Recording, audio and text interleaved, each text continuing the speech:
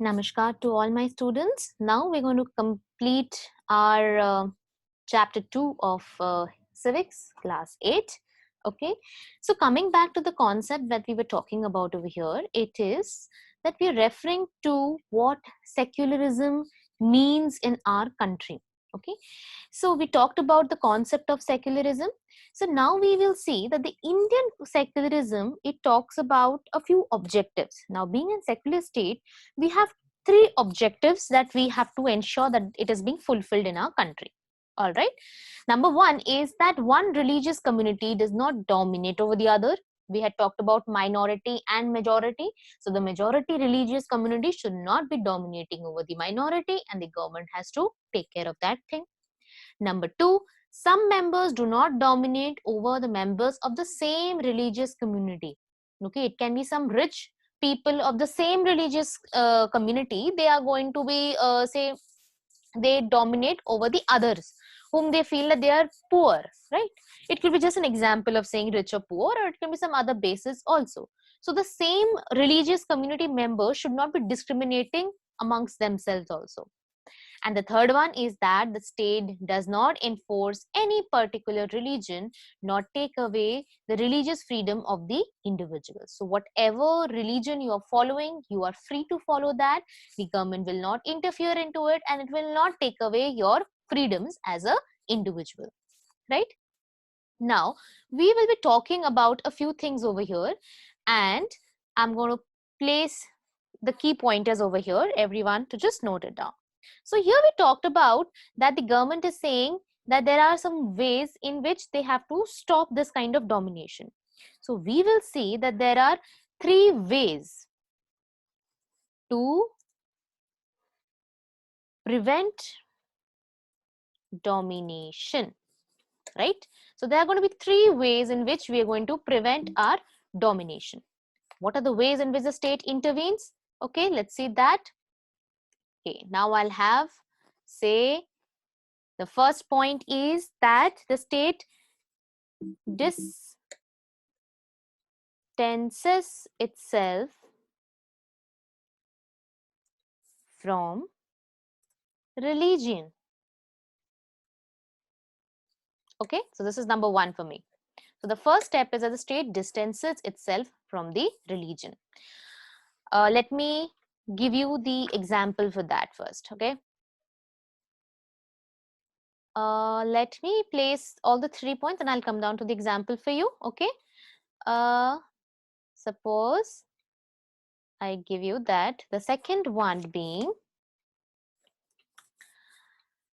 non-interference. Okay, I'll give you the explanation. And we move on to the third way in which the government intervenes. It is through the process in which it intervenes. So I'll just write intervention.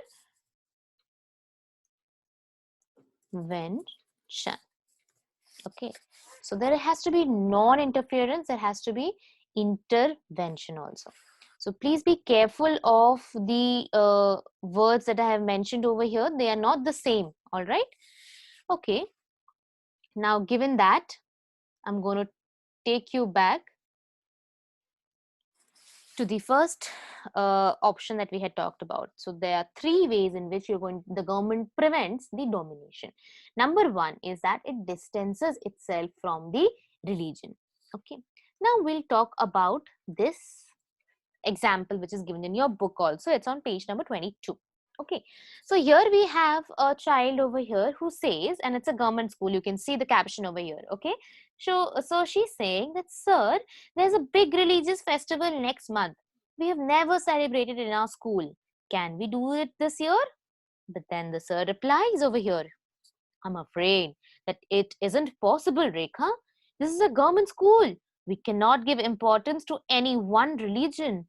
Private schools may do that, but government schools don't celebrate any religious festivals in the school premises. Most religious festivals are public holidays, so that we can celebrate these at home. Okay, so the other friends are saying, I have never thought of this way. I guess we are always celebrated outside the schools. Anyways, we were planning to celebrate in our locality itself.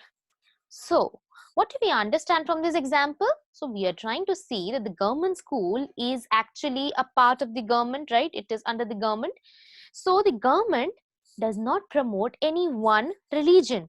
So, the concept is that it distances itself from the religion. It will not interfere in any of the religious matter, right? Whether it is being celebration of any one festival also.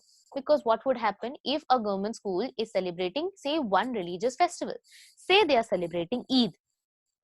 What would happen when we are celebrating any other religious festival? Right? That's not possible. So we have to, in a government school, what happens is that they would tend to promote only the national holidays that we have. So the national importance days would be celebrated. Now, if we start celebrating such religious uh, festivals, the people who are in the minority, they might tend to feel offended by it. They might feel sad about it, that why not their festival is being celebrated over there.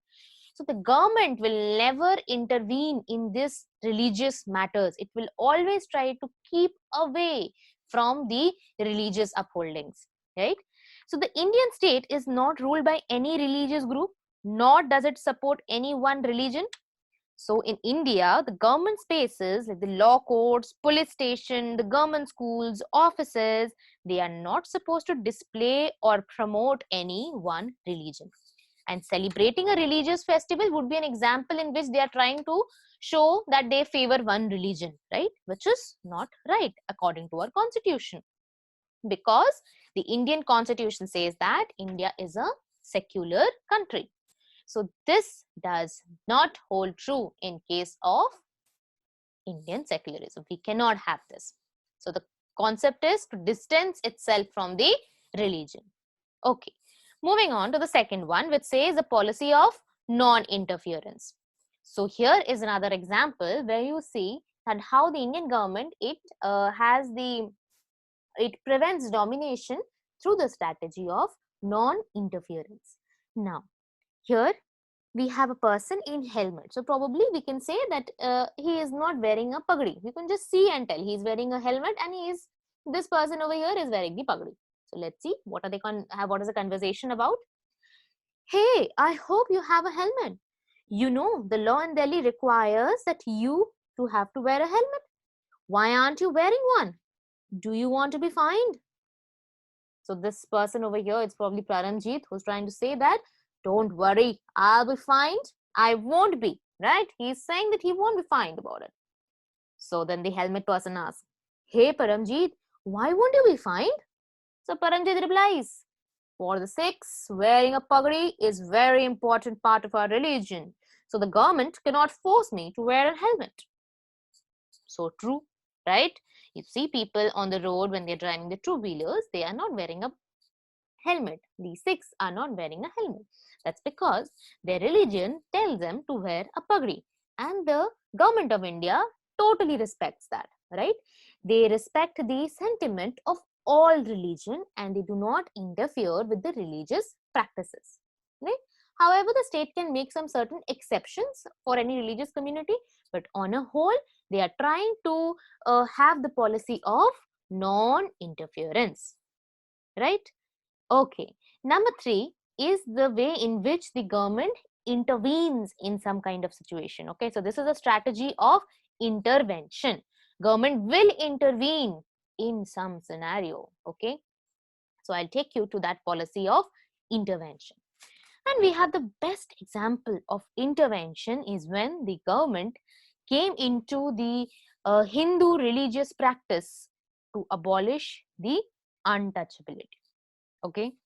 So let's read out this, that there is one significant way in which the Indian secularism differs from the dominant understanding of secularism as practiced in the United States of America. I'll come to these differences again also. So let's just see the example that we're going to talk about here. It is that of the abolishing of the practice of untouchability. In Indian secularism, though the state is not strictly separate from the religion, it does maintain a principled distance vis-a-vis religion. That is, we are trying to say that we said in the first video also that the state has to be separate from the religion. right? These are two different entities for us. They should not mingle with themselves. Here in India, we try to maintain the distance between the state and the religion, but sometimes we have to let it go, right? It is not that strict separation between them. So the state has to intervene into the religious matter at some point of time.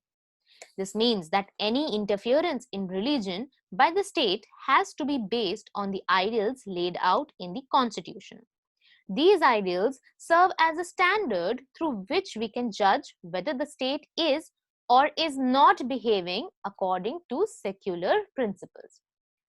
That is, we are trying to say that we have to see whenever a religious community is not following all the rules of the constitution, all the ideals of our constitution, then the state will have to intervene in that kind of a scenario, right? What happened in untouchability? We were creating discrimination in our society, right? We were creating domination by one caste towards the other caste. Was that right? Were we following the concept of equality over here? No, right? So our basic fundamental was not being followed up over here. So the government had to intervene in this kind of a scenario to prevent domination. Clear with that? Okay. So now I'll try to give you a small mind map to understand how you can also create your own mind maps. Okay. So it is about Indian secularism. Indian constitution states that India is a secular state. And how do we ensure we are a secular state? First keyword is that we do not dominate one another, right? Next one is that we are trying to say some members do not dominate other members of the same community. And then we have the freedom to the individuals regarding their any religious matter. Then we talked about how the government follows the secularism and how it tries to prevent the domination. There are three ways in which it is trying to do that. Number one, distancing itself from the religion. Number two, the policy of non-interference. And number three, the policy of intervention. So I hope you were able to understand. Thank you.